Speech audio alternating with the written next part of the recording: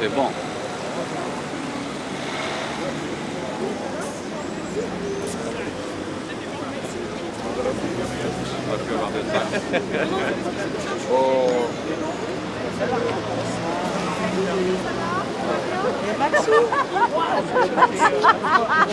Allez, là. Premier acte, ensuite. Là, il est sur une dynamique et bon, on le ressent effectivement dans les diffusions. On verra bien. Mais bien sûr que j'espère bien. Avec ce qu'il propose, avec sa manière de fonctionner, avec le travail qu'il a déjà accompli, voilà. Il est dans une démarche qui ne peut que faire vraiment avancer l'Europe.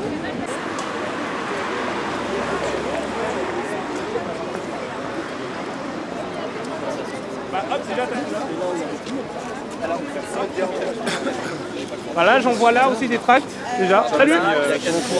Et voilà. Et il me faut, alors Ariel, toi tu vas pouvoir commencer à y aller. Donc sur rue Rond. Donc Ariel est référent pour le point de passage ramé. Ok. Alors. Yasmine Kadiatou est référent pour le point de passage. Flocon sous-marin ordinaire, et j'étais en train de demander, mais si tu veux, si toi t'es chaud, tu peux être référent pour le dernier point. Moi je vais rester ici. Ah, tu restes ici, ok. Je m'appelle Jacques Fauché, je suis à Place Publique depuis 2020, donc je milite avec Place Publique Paris depuis 2021. Voilà. Qu'est-ce qui t'a motivé à rejoindre Place Publique? C'est quoi explique-nous un peu Place Publique, les valeurs, etc. Alors, ce qui m'a motivé, c'est que j'ai commencé la politique en 2020 pour les élections municipales à Angers. Donc en rejoignant une amie depuis de longue date qui est devenue élue municipale à la suite des élections municipales. C'était des élections qu'on a fait en alliance avec le Parti Socialiste. Donc l'alliance Place Publique PS, et ça fait depuis de longue date que je la connais bien. Enfin, je la connais bien depuis de longue date. Et j'ai continué après mon parcours politique, mon aventure politique avec Place Publique et Raphaël sur Paris en 2021, parce que je suis venu pour chercher du travail. Voilà. Et aujourd'hui, je travaille à l'IGN, donc l'Institut de Géographie Nationale, dans le Val-de-Marne, à Saint-Mandé, qui permet de faire de très belles cartes, justement, des circonscriptions et pour les élections à venir. Ok. Ah bah tiens, il faut qu'on se mette en... Monsieur Ariel, il est où Ariel? Salut ma belle. Voilà, avec Ariel qui est là. Ça va? Ça va? Ça va. Elle a parlé, elle est passée par là, on a discuté. Ouais. Je lui ai dit bah oui, je lui passerai le bonjour. Salut Yasmine, ça va? Salut, ça va et toi? Alors, tu te sens bien là? Ouais, il y a le soleil. Ouais.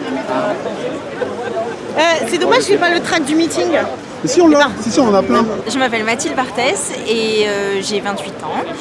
Je travaille à l'UNESCO et si je suis là, c'est pour soutenir la liste de Raphaël Glucksmann et parce que je suis engagée à Place Publique depuis quelques années maintenant, parce que je croyais déjà en ces messages il y a 2 ans, il y a 3 ans et toujours encore aujourd'hui, parce que je suis là pour les droits humains, pour l'écologie et le féminisme. Qui sont des valeurs qui me tiennent à cœur dans la vie. Et voilà, on a envie que l'Europe ressemble à ça. Quel est ton rôle à Place Publique Paris? À Place Publique Paris, je suis la référente et j'ai la double casquette parce que je suis aussi la référente du pôle débat d'idées dans Place Publique. Donc je suis en charge un petit peu d'animer les débats et les discussions parce que la démocratie participative, c'est un truc qui nous tient à cœur. Et alors ça paraît un peu effrayant de faire ça à l'échelle européenne, mais on y croit. La ligne de vue quand je conduis. Merci à tous. Points de passage sur lesquels Lionel et Raphaël vont arriver pendant la balade. Vous avez 3 référents pour 3 points de passage. Vous avez Rémi qui est ici pour le point de passage rue de Clignancourt. Vous avez Ariel qui est ici pour le point de passage au niveau du rond-point Ramé. Et vous avez Yasmine Kadiatou qui sont Yasmine Kadiatou. Ah, bon, qui sont au niveau de la rue Flocon. Ce que je vous propose, c'est de se dispatcher entre ces 3. Bonjour, alors moi c'est Paul Cruz, candidat socialiste sur la liste d'Union Parti Socialiste Place Publique. Je suis très content d'être ici aujourd'hui dans la mairie du 18e pour tracter avec Raphaël Glucksmann et Lionel Jospin. Je pense que c'est un moment important qu'on soit tous ici. On mène une très belle campagne axée sur des thèmes vraiment très forts qui fonctionnent bien. Faut pas qu'on baisse les bras, on est sur le terrain tous les jours, on est très actifs et c'est bien. On le ressent dans l'accueil, alors moi je milite beaucoup à Paris, donc dans l'accueil des Parisiens qui est très bon. Je pense qu'on va continuer sur notre belle dynamique et qu'on va faire un très beau score le 9 juin. J'invite tout le monde à venir le 30 mai à notre super meeting à Paris. On va faire un zénith. On sera très nombreux, donc il faut s'épêcher de prendre ses places. Et j'invite tout le monde à nous rejoindre. Yes. Et toi, c'est quoi tes thèmes de prédilection du coup, moi, je suis chercheur en sciences politiques et je travaille sur l'Ukraine. Donc, du coup, j'ai beaucoup rejoint la ligne du Parti socialiste et de Place Publique justement pour ces raisons. Je pense que Raphaël en particulier a toujours compris ce qui se passait, ce qui se jouait en Géorgie, ce qui se jouait en Ukraine, ce qui se joue en Moldavie, ce qui se joue au Bélarus. Donc, c'est une ligne très démocrate, très progressiste qui me plaît énormément. Donc, du coup, j'ai rejoint la liste essentiellement pour porter ces raisons. Donc, je me fais un plaisir de le faire. La semaine dernière, j'ai rencontré les représentants des associations ukrainiennes et géorgiennes et des démocrates russes qui militent en ce moment à Paris. Donc ils sont très actifs et c'est très bien, ils ont besoin d'encore plus de soutien.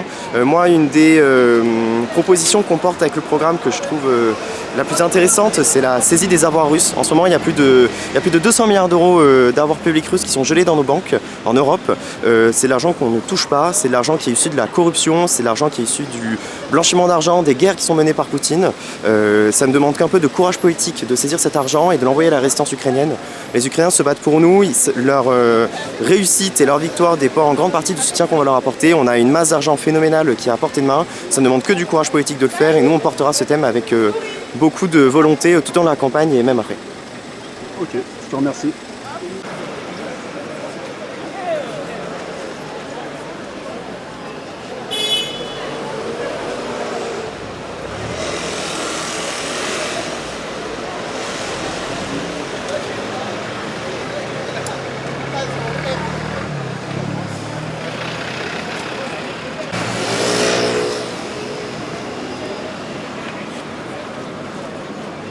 Merci Tom.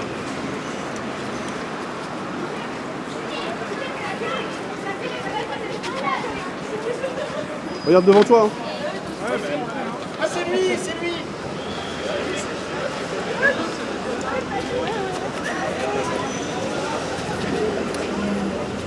Ce que je propose, c'est que vous nous laissiez le passage. Vous aurez des images, on peut suivre. Sinon, il va faire pareil. Si ça vous ennuie pas. Non, mais bien sûr, très bien. Attention. Normalement, c'était au métro. C'était plus simple au métro qu'ici. Comme vous voulez.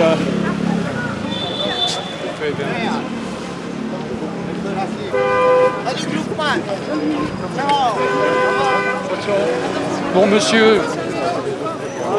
Bonjour. Salut. Vous êtes mariés, vous étiez à mariage? Ah bah vive les mariés. Vive les mariés, bravo. Vive les mariés.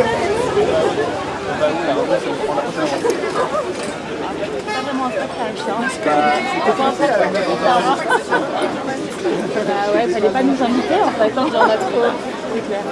Mais si, c'est bon, regardez. Bon, Si, regarde, ça marche.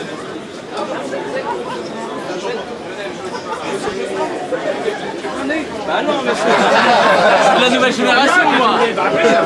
Vous êtes en pleine forme. Et vous distribuez pour Monsieur Glucksmann. Ah, vous êtes le mentor de Monsieur Glucksmann. Monsieur Glucksmann. Votez pour vous, Monsieur Glucksmann. Bonjour vous. Vous l'avez dit, hein? En vrai, moi, Jospin plutôt. Allez, il y a un peu rentré là quand même. Revenez, Monsieur Jospin. Non, Baptiste. Ah ouais, mais oui, mais il n'était pas assez devant.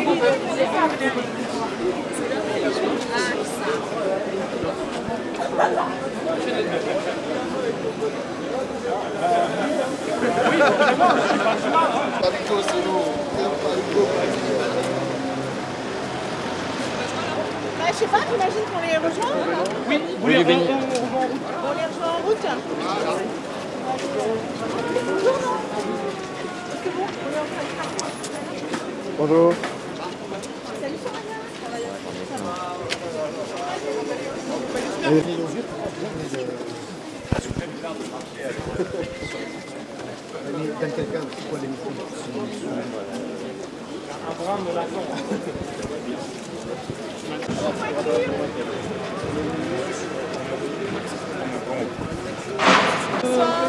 Il y a un meeting à Paris.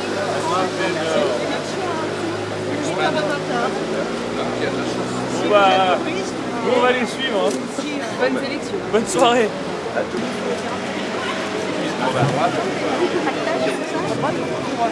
Oui, quand même.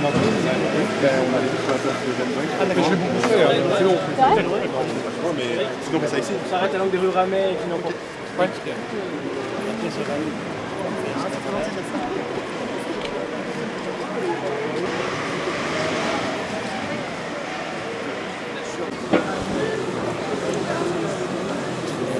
À l'époque, il y avait deux. Il y a eu 3 dans le 18e.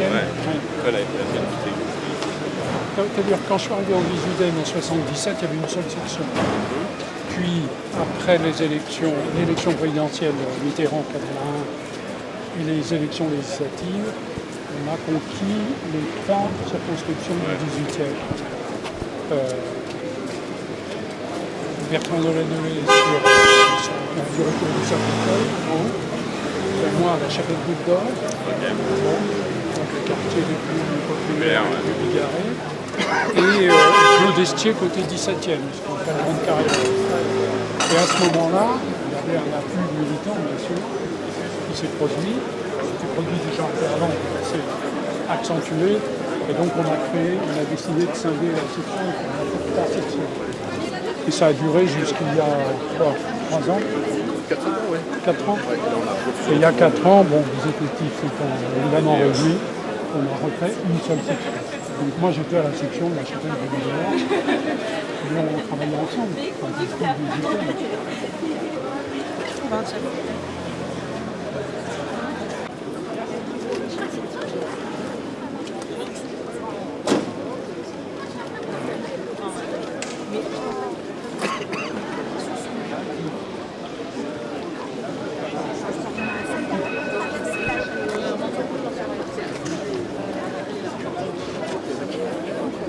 Ah oui, ils font un peu le. Ouais.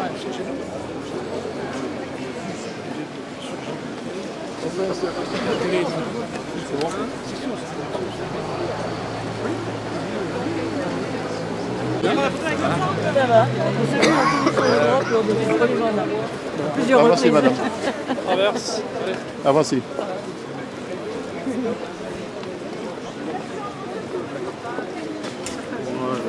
Le tol quoi. Enfin, c'est pas non plus à la trace.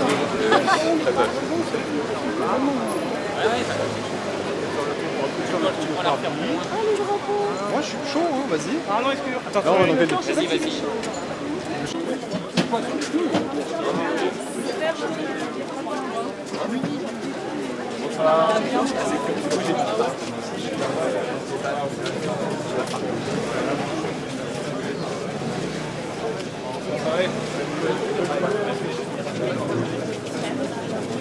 Ça vous va pour le plan de chat, c'est calme. Oui, mais il y en a qui proposent là. Parce que là, c'est calme, c'est calme. Venez là, arrête-toi, c'est bon.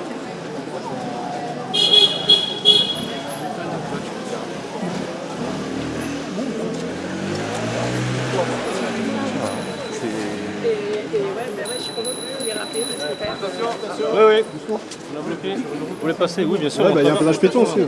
Merci, monsieur. Sur la route, passage péton, c'est bon ça. Ouais.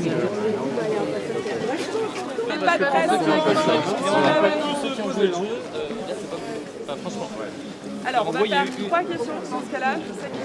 Moi, je suis toute seule, je ne pouvais pas poser. Vous avez une question, l'AFP. Vous n'allez pas choisir les gens quand même. Ceux qui n'ont pas posé de questions en fait. Je suis navrée. Monsieur Guzman, avec ce constat des sondages aujourd'hui, est-ce que vous croyez à cette deuxième chance? Est-ce que je crois, c'est l'amplification de la dynamique qu'on a lancée depuis des semaines et des mois maintenant, qui a un enthousiasme, qui a une ferveur partout où on va. Moi, je ne ferai jamais le moindre pronostic, ni en termes de score, ni en termes de position. Par contre, ce que je veux, c'est qu'on continue à faire ce qu'on a fait, c'est-à-dire à parler d'Europe dans une élection européenne, à fixer un cap clair et à s'y tenir. Et si on fait ça, eh ben, je pense qu'on peut être la bonne et la belle surprise démocratique de cette élection. Et quand vous faites un tractage, vous avez des. Enfin, si je faisais 100% des voix, ça se saurait. C'est pas mon but. Hein. Je pense que la démocratie, c'est aussi le dissensus et la capacité à exprimer ce dissensus de manière paisible. Et là, c'était tout à fait le cas. Donc tout va bien. Tout va bien. Dans un tractage, vous avez des gens qui vous disent super, je vote pour vous. Vous avez des gens qui vous disent je suis pas d'accord avec cette position. Eh bien, c'est la démocratie et tant que ça reste paisible et dans un certain cadre, tout va bien. Les extrêmes, c'est exactement l'opposé de ce que vous voulez. Moi, ce que je fais depuis le début de cette campagne, c'est précisément essayer d'être un antidote à cette brutalisation du débat public. Et je pense qu'il faut faire extrêmement attention avec la brutalisation du débat public. On peut avoir des positions très fermes, des divergences très radicales, très profondes, mais il faut les exprimer d'une manière qui ne brutalise pas le débat public, en particulier dans un moment où la démocratie est fragile. Donc évidemment, je ne fais pas monter les extrêmes et je ne cultiverai jamais l'outrance, même à une époque où le buzz est le culte absolu. Et moi, je m'inscris dans la lignée de gens qui ont eu des positions tranchées, qui ont eu des lignes claires, mais qui l'ont toujours fait dans le respect des institutions, dans le respect du cadre démocratique, qui est un cadre fragile et auquel on doit un attachement viscéral. Et c'est pour ça que j'étais fier de cette déambulation, de cette marche, de ton soutien, parce que tu incarnes ça. C'est-à-dire que le respect du cadre démocratique, c'est pas la mollesse. On peut être extrêmement ferme, on peut être pour des ruptures profondes, des réorientations profondes des politiques, mais en respectant le débat public et le débat démocratique et les institutions. Monsieur Jospin, est-ce que, je repose ma question tout à l'heure, est-ce que Monsieur Glucksmann ouvre la voie à la remontée du PS après la présidentielle de 2022 ou pas? Oui, sa préoccupation, c'est d'exprimer un cap clair dans l'élection européenne. C'est aussi d'ouvrir donc par là même des formes de remontée d'aspiration à une gauche démocratique, à une gauche qui a besoin certainement de se renouveler, mais qui en même temps, face aux extrêmes, qui malheureusement peuvent aussi parfois se trouver dans notre propre camp. Je pense que ce que fait Raphaël Glucksmann, la façon dont il vient de le dire à l'instant, remarquablement à mon sens, ouvre un espoir. C'est tout, si vous voulez. Et pour cette campagne européenne, en restant sur les enjeux européens, sans oublier bien sûr le rôle que peut y jouer la France, la présence de notre nation, je pense que c'est ce qui justifie sa campagne et c'est en tout cas ce qui a justifié que j'ai envie de le soutenir avec force, avec ferveur. Moi Il clôt la séquence de la NUPES avec M. Mélenchon. Ouh là là, c'est des questions trop complexes pour moi désormais. Monsieur Jospin, vous qui avez été l'homme de la gauche plurielle, est-ce que Raphaël Glucksmann peut être celui justement qui rassemble la gauche, l'après-NUPES? Nous sommes dans l'élection européenne, c'est son cap, c'est son champ de vision, c'est sa préoccupation essentielle. Et le reste, tous ceux qui se réclament de la gauche, mais qui ne veulent pas de la violence, qui ne veulent pas des caricatures, qui ne veulent pas non plus des cultes personnels, ont à retrouver courage et à s'engager, c'est tout ce que je peux dire. Monsieur Jospin, Raphaël Glucksmann fait face à un adversaire que vous connaissez bien. Comment aujourd'hui battre le RN alors qu'il n'a jamais été aussi haut? Je suis content de voir que le RN vient de rompre avec le parti d'extrême droite allemand qui veut réhabiliter les SS, c'est-à-dire pour être clair le nazisme. Il faut croire que pendant les 5 ans où il était avec eux, il ne s'était pas aperçu de cette tentation ou de ce risque. Alors voilà, c'est des choses comme ça qui peuvent dessiller les yeux de nos concitoyens. Mais tant mieux qu'ils rentrent. Et vous lui avez filé quelques tuyaux ou pas? Certainement pas, non. Il a plus de brio que moi, désormais. En tout cas, plus de force et d'énergie. Mais je suis heureux d'être à côté de lui. Hein. Est-ce que vous, Premier ministre, vous auriez débattu avec le RN à l'époque, comme le fera Attal demain? Ouh là là là là. L'ai-je fait? L'ai-je fait quand j'étais Premier ministre? C'est pas une bonne idée que le Premier ministre y aille? Non mais attendez, si vous me posez une question au passé, c'est le passé qui répond. Ça veut dire qu'aujourd'hui, ça serait possible? Non, j'ai parlé du passé. Bon, merci. Merci. Bon, Merci. Merci à vous. Merci à tous. Merci. Monsieur le Premier ministre, s'il vous plaît, monsieur. Monsieur